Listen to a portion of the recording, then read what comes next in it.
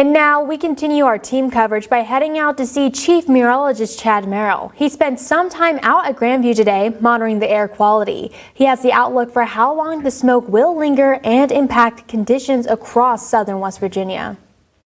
The Steep Valley fire behind me on the ridgetop has been burning since Monday afternoon. At least 100 acres have burned, according to Dave Barry, who's with the National Park Service, the New River Gorge National Park.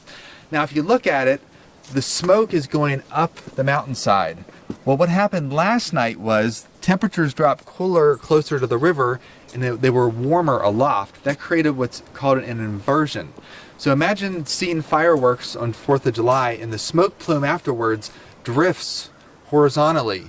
That's what happened. That's why we can smell smoke across Beckley and Oak Hill area, and that's why the air quality is in the moderate range, because that inversion developed during the overnight period.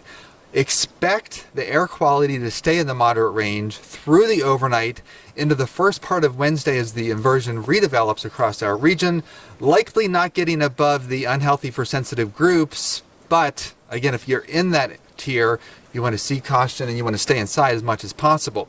Now, going forward with the weather pattern, it will be warm on Wednesday afternoon. The relative humidity will start to drop again. We're not going to have prolific winds that will instigate a red flag warning, but the brush fire risk increases during the day on Wednesday. That's the warmest day. And then finally, once we get into late Thursday and Friday, a cold front comes through. That will bring about 1/4 to 1/2 inch of rain across the region, which will help crews as they battle this blaze here, the Steep Valley blaze, that again has burned more than 100 acres. And the good news after that front comes through is that we'll be in a cooler pattern over the weekend. And it's the cooler pattern that helps with the humidity, increases the humidity quite a bit. The cloud cover does that we have on this Tuesday, but so does the cooler temperatures. What about next week? Any prospect for rain and even cooler weather?